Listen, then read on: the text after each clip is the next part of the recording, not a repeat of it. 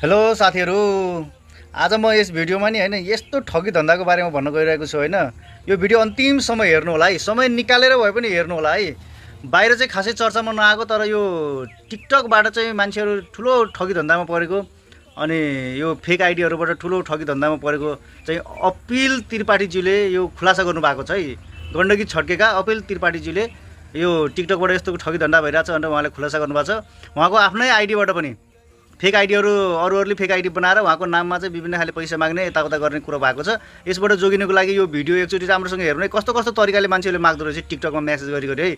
यो भिडियो चाहिँ अन्तिमसम्म हेर्नु है, जसरी पनि अन्तिमसम्म हेर्नु होला र कमेन्ट गर्नु होला है। यो लुकाउने कुरा होइन, यो सेयर पनि गर्नु होला है। ल एकचोटि सुनौ है त यो कुरा। नमस्कार। अलिकति अप्ठ्यारोमा परेको महसुस भयो। आम मानिसहरूले हामीमाथि जुन किसिमको विश्वास गर्नुहुन्छ त्यसमाथि खेलिँदैछ। मैले टिकटक आइडी खोलेको 2 हप्ता जति भयो। 2 हप्ता अगाडि टिकटक आइडी खोलेर मैले एउटा